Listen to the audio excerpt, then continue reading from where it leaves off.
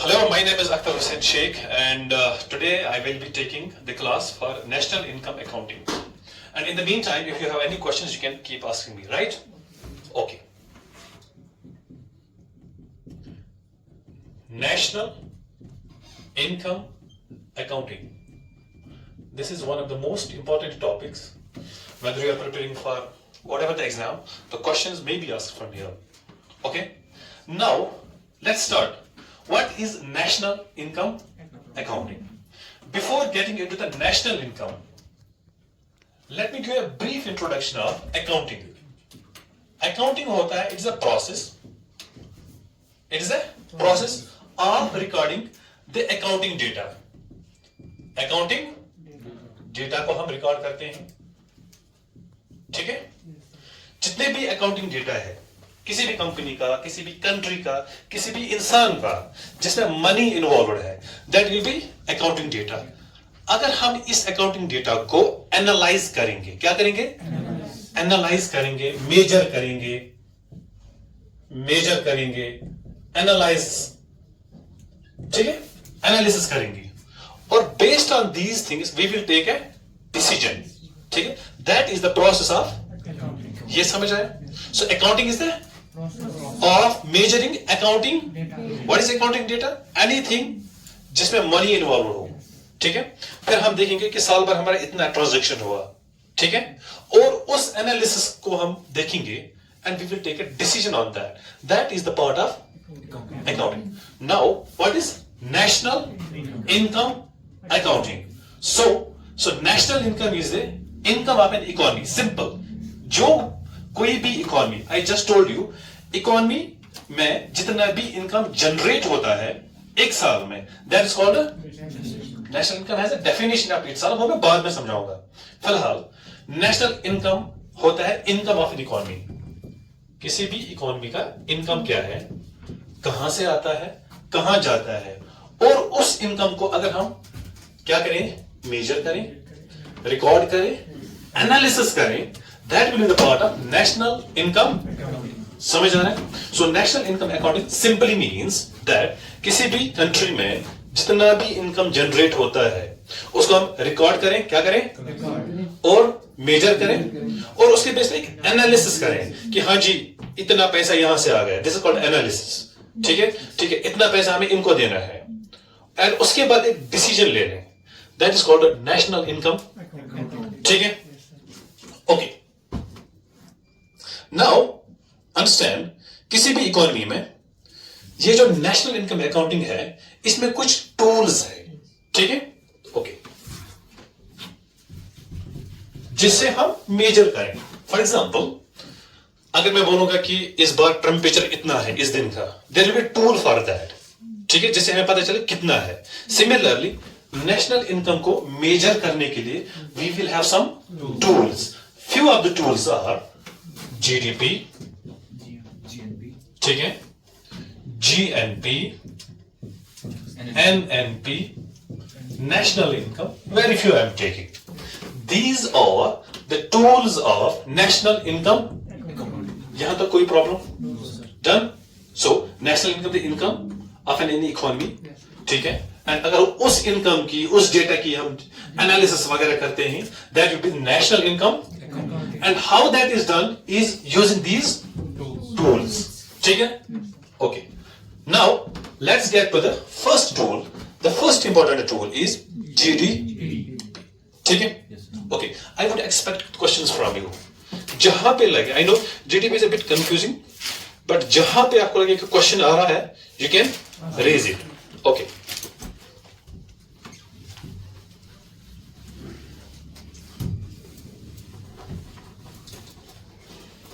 तो टूल्स क्या है, क्विकली बताइए. एनआई के GDP, okay, gross domestic product, ठीक है? Okay. Now gross domestic product क्या है? यू मे हैव हर्ड, आपने सुना होगा जीडीपी इस कंट्री का इतना है, इतना है, ठीक है ना? चलिए, you don't have to write, just understand for now. So, अच्छा, इकोनॉमी का काम क्या है? किसी भी इकोनॉमी का काम प्रोडक्शन, डिस्ट्रीब्यूशन. सो पहला काम क्या है? Attach this production with the word. सो पहला काम है इकोनॉमी का प्रोडक्शन करना. अब हम देखेंगे कि एक इकोनॉमी कितनी प्रोडक्शन क्रिएट करती है, and that is called gross domestic product. अब देखो, so gross GDP is the monetary value. क्या है? Okay, monetary value. Don't write, just think here. GDP is the monetary value of all. किसका monetary value? Goods and services. Great. Of all goods and services. Of all goods and, ठीक है, created in an economy or in a domestic territory, boundary, created in a domestic territory in a particular year, generally 1 year. क्या है? GDP is the monetary value होता है पैसे में हम value create कर रहे हैं. अब ऑल जितने भी गुड्स एंड सर्विसेज किसी भी इकोनॉमी में बनते हैं, maybe from pin to an aeroplane, कितने प्रोडक्ट्स इसमें आते हैं, उनको सब मिला के अगर हम वैल्यू ढूंढेंगे, that will be the GDP, and that is created in A domestic. अभी मैं थोड़ा डिटेल में जाऊंगा कि डोमेस्टिक टेरिटरी क्या होती है और कितने टाइम में, 1 साल में. ठीक है. सो GDP is a of all, ठीक है, produced in a year in A domestic. यहां तो कोई कंफ्यूजन? Any question? ठीक है. नाउ आपको आ रहा है समझ? ठीक है.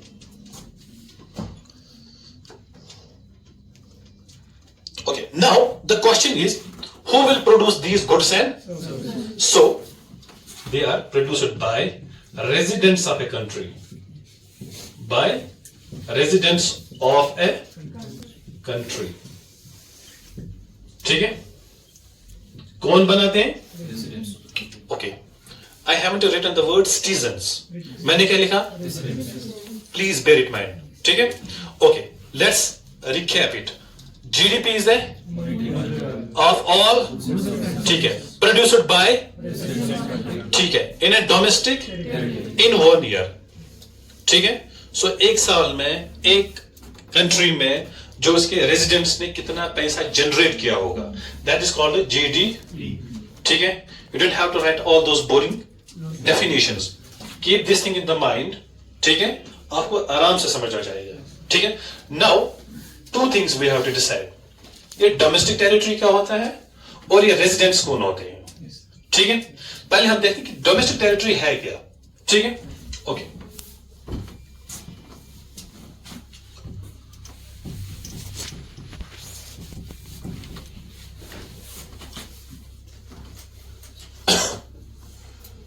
ओके. Domestic territory. ठीक है. तो इसमें आता है area with in the boundary area with in political frontiers, कि वो एरिया जहां जहां पे पॉलिटिकल हमारा सॉवरेंटी चलती है. Example, this is India. ठीक है. Okay. Sorry for the map, थोड़ा सा हिल गया. तो हमारी पॉलिटिकल सॉवरेंटी इंडिया में कहां कहां चलती है, ये बाउंड्री तक. ठीक है. प्लस अगर आपकी ओशंस हैं तो 12 नॉटिकल माइल्स तक. 12 वो कितना आता है? अराउंड 22 किलोमीटर समथिंग आसपास. तो hypothetically this is 12 nautical miles. ठीक है. इनमें जितने भी लोग काम कर रहे हैं और जितना भी प्रोडक्शन क्रिएट करते हैं, दैट्स कॉल्ड GDP. ठीक है. समझ आ रहा है? एक और पॉइंट है, और Indian embassies outside India, obviously. ठीक है. In the foreign country. ठीक है. ओके. सो डोमेस्टिक टेरिटरी आता है आपका area with in the political frontiers, जहां जहां पे आपकी पॉलिटिकल पॉलिसीज चल सकती हैं. देखो for example this is the coastline, ठीक है. कोस्ट लाइन से बाहर तक 12 नॉटिकल माइल्स तक हर एक कंट्री का डोमेस्टिक टेरिटरी माना जाता है. उसके लिए यूएन क्लॉज एक है, ये पढ़ लेना, United Nations convention on law of seas, ठीक है. मतलब देखो अगर यहां पे रमेश काम कर रहा है, Ramesh is earning ₹100 here, understand, ठीक है. सो रमेश मतलब I am giving you the idea, he is an Indian, ठीक है. रमेश इज अर्निंग ₹, ठीक है. Now it could be a firm, it could be any individual, ठीक है. से फॉर एग्जांपल एक फर्म है यहां पे ऑयल एक्सट्रैक्शन के लिए काम करती है, वो कहां पे है लेकिन समंदर में, और 12 नॉटिकल माइल्स के अंदर अंदर आती है. वो जितना भी इनकम जनरेट करेगी that will be in the, समझ आ रहा है सर आपको, ठीक है. इस फर्म का नाम रखेंगे हम may be Jio refinery for example, समझने के लिए, ठीक है. यहां तक आया समझ. और लास्ट पॉइंट है इंडियन एम्बेसीज, ठीक है. Let's say for example this is US, this is, ये यूएसए है. से फॉर एग्जांपल यूएसए में एक जगह में हमारी इंडियन एम्बेसी है, ठीक है. यहां पे इस इंडियन एम्बेसी में जितने भी हमारे लोग वहां काम कर रहे हैं, उनका जितना भी इनकम जनरेट होता है that is also go under the GDP, ठीक है. अंडरस्टैंड. ये एक्चुअली ये जमीन कहां पे है, ये यूएस में है, the land is in but it will be considered as the territory of India, ठीक है. समझ आ रहे हैं सर? नहीं, okay. India, you know what is embassies, ठीक है. ओके, यूएस में एक एम्बेसी है, इंडिया की एम्बेसी. वहां तो कुछ मुलाजिम काम कर रहे होंगे हमारे इंडिया के, ठीक है. वो जितना भी इनकम जनरेट करेंगे उस एम्बेसी में, ठीक है, वो किस में आ जाएगा, डोमेस्टिक टेरिटरी में. तो ये समझो कि जितने भी एम्बेसीज इंडिया के बाहर हैं वो हमारी जमीन है, ऐसा समझो आप, ठीक है.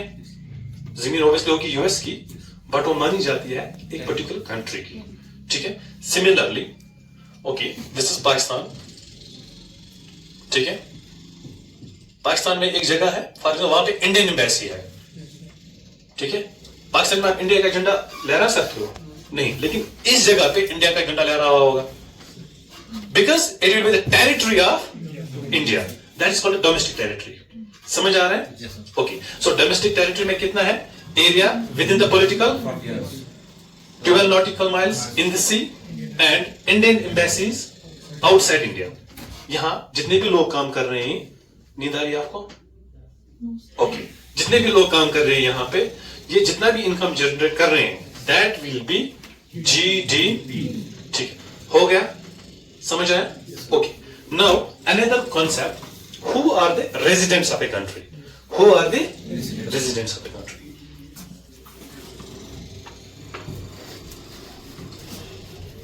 अब देखते हैं कि रेजिडेंट्स कौन होते हैं. सर वैल्यू हम कैसे डिटरमाइन कर सकते हैं किसी प्रोडक्ट का? देखिए, किसी भी प्रोडक्ट का determine value government will not do it, क्योंकि thousands and crore of products are there. So एक वेबसाइट है, एक प्लेटफॉर्म है, इसका नाम है MCA 21, ministry of corporate affairs 21. यहां पे around 5 lakh companies are registered here. They do what? Uploading their data on this website. और इसकी बेस पे हम डिसाइड करते हैं कि किस कंपनी के कितना डेटा जनरेट किया है, कितना मनी जनरेट किया है, कितने प्रोडक्ट्स. समझ आ रहा है? हर एक कंपनी को यहाँ पे रजिस्टर करना होता है और अपना डेटा फीड करना होता है. 5 lakh companies, Indian companies here. समझ आ रहा है? ये इनका काम है. और किसके अंडर है? मिनिस्ट्री ऑफ कॉर्पोरेट अफेयर्स, ठीक है. अब रेजिडेंट्स कौन होते हैं? ठीक है.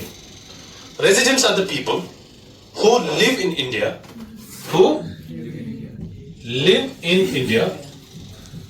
for past 1 year, and they have the economic interest in India, कि वो इंडिया में काम करते हैं. कम से कम पिछले 1 साल तक वो काम करने होने चाहिए यहाँ पे. दोज आर कॉल्ड द, मैंने बोला people who are living in India for past 1 year have the economic interest in India, वो क्या लाए जाएंगे? यहां तक समझ आया? ओके, now I will give an example. Mister James, नाम से अंग्रेज लगता है, ठीक है, he is from US. Mister James, so James Bond is in India for past 1 year. उसकी अपनी कंपनी है यहां पे. मुझे बताइए, क्या वो रेजिडेंट ऑफ इंडिया है? फिर से, वो 1 साल से यहां पे काम कर रहा है, ठीक है, उसकी कंपनी इंडिया में है, लेकिन वो यूएस का सिटीजन है, मिस्टर जेम्स, ठीक है. तो वो किसका रेजिडेंट है? इंडिया का है या नहीं? Yes, he will be the resident of India. Why? Because he will be here, पिछले 1 साल से रह रहा होगा यहाँ पे, ठीक है, और यहाँ पे काम कर रहा है, ठीक है. He will not be the citizen of India, he resides here. आ रहा है समझ? ठीक है. Whatever mister James is earning in India will be included in the GDP of, समझ आ रहा है? Okay, so these are the residents. अब मैं आपको एक मैथमेटिकली आपको समझाऊंगा, ठीक है. आप मुझे बता देना जीडीपी क्या होगा.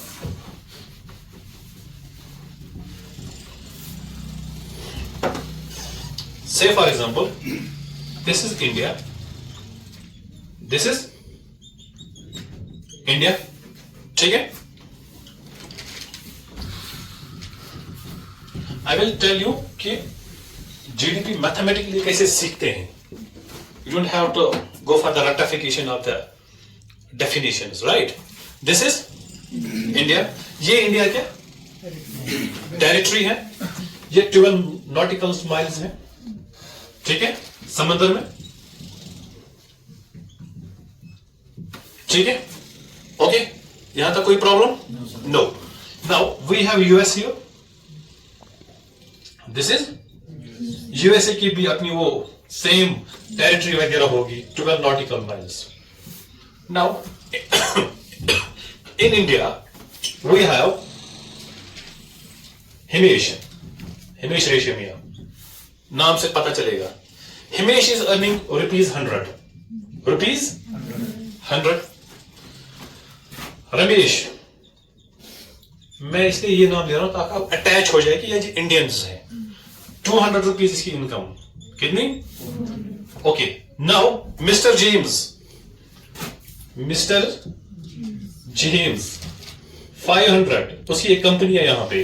कहां पे है? देखो कहां पे हो, ठीक है. ओके, और एक हमारी एक कंपनी है यहां पे, ठीक है, एंड इसका रेवेन्यू है ₹1200, ठीक है.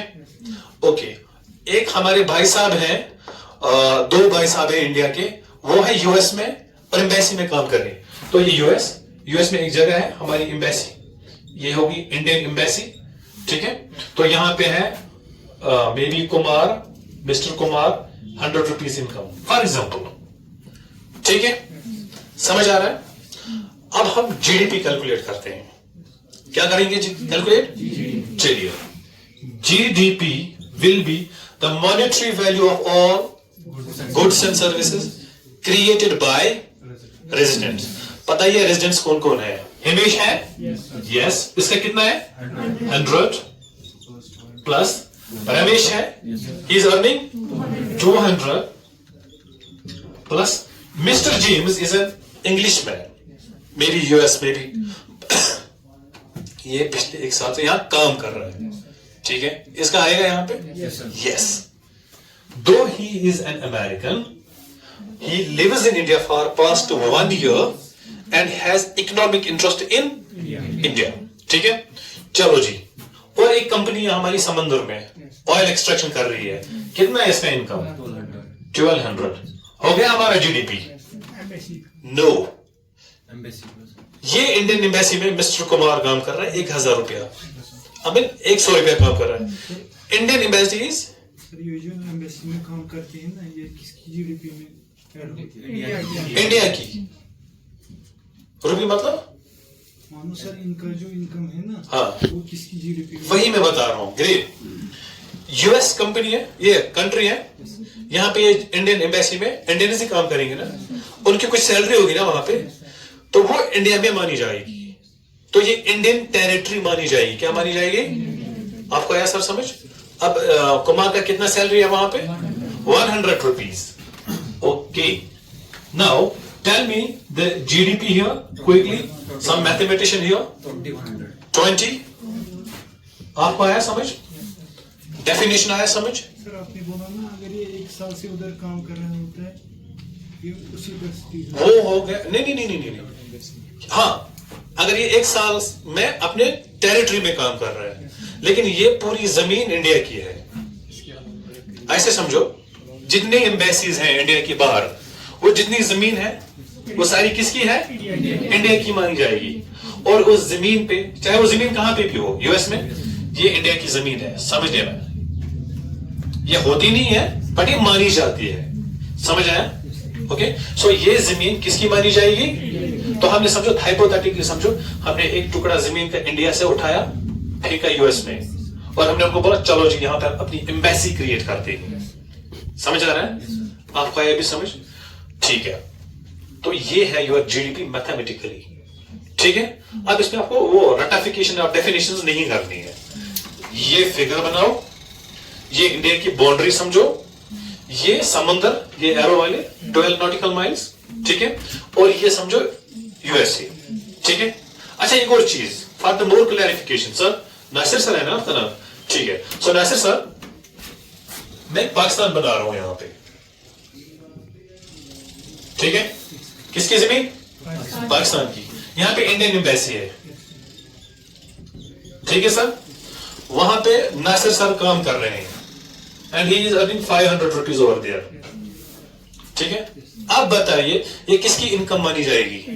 ग्रेट, प्लस तो बताइए टोटल जीडीपी हमारा कितना है? ठीक है, are you getting? Okay, so I think it's enough for today, क्योंकि हमने इससे पहले ही पढ़ा। ठीक है, चलो, थैंक यू।